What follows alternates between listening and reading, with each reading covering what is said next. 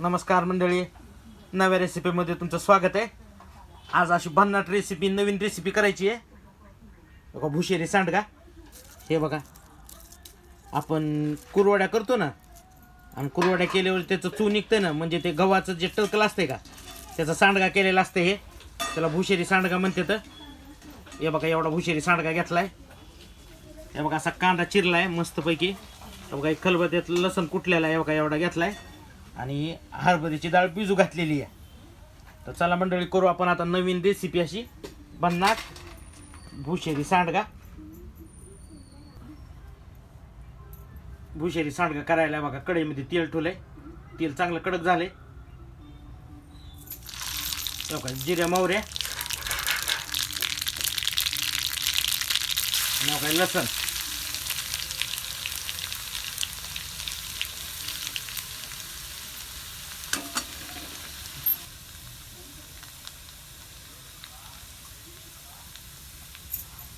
जिऱ्या मोहऱ्या लसण हे चांगल्या परताला ना, कांदा मध्ये टाकून द्यायचा.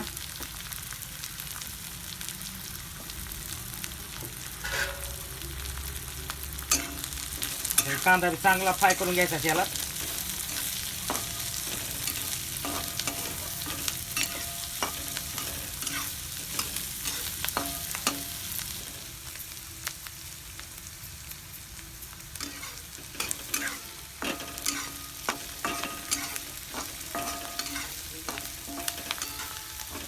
कांदा चांगला फ्राय व्हायला लागलाय.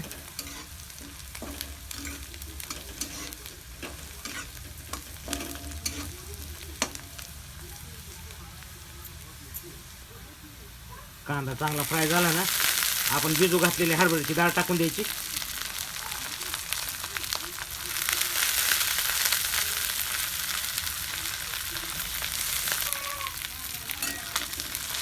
डाळ चांगली मिक्स करून घ्यायची त्याच्यात कांद्यामध्ये.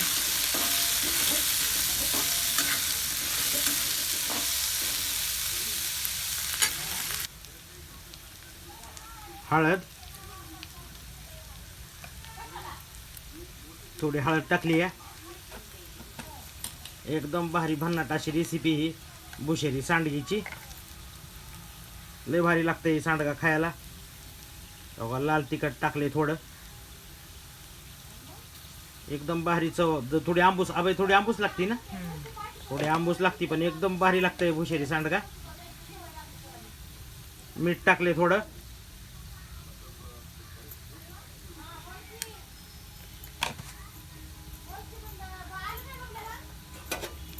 हे चांगलं मिक्स करून घ्यायचं आता सगळं.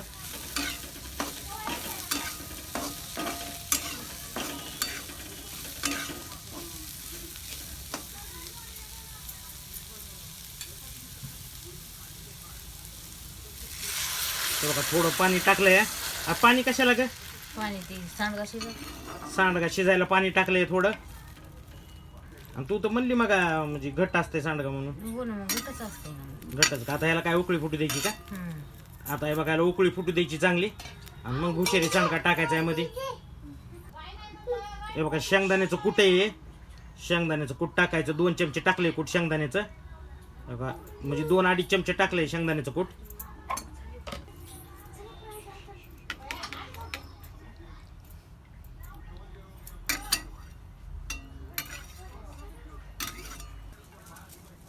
चांगली उकळी फुटू दिली त्याला, आणि काही भुशेरी सांडगा सोडायचा वरून.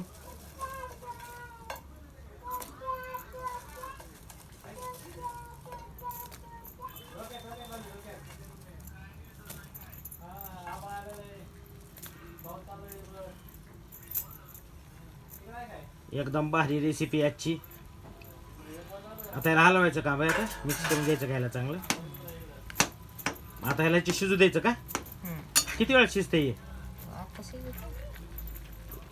भुशेरी सांडगा शिजायला जास्त वेळ लागत नाही. आता लवकर शिजतंय.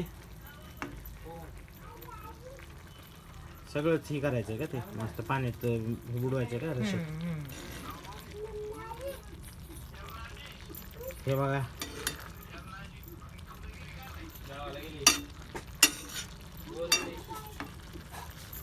एकदम साधी सोपी रेसिपी ही. नवीन रेसिपी भुशेरी सांडगा. सहजासहजी भुशेरी सांडगा कोणी करीत नाही. पण ही भुशेरी सांडगा खायला लय भारी लागत आहे.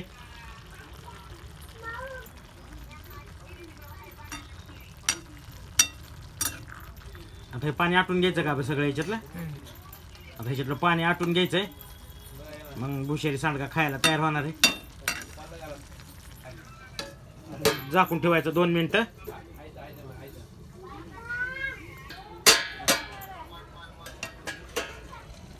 उघडून बघू शिजलाय का सांडगा. ते तर भुशेरी सांडगा शिजलाय एकदम भारी. साधी आणि सोपी रेसिपी आहे. हे बघा नवीन रेसिपी आहे भुशेरी सांडग्याची. सहजा ही रेसिपी कोणी करीत नाही, पण आपण बनवली ही भुशेरी सांडग्याची रेसिपी. एकदम भारी लागत आहे भुशेरी सांडगा खायला. आंबूस लागत आहे. तर मंडळी या मग भुशेरी सांडगा खायला.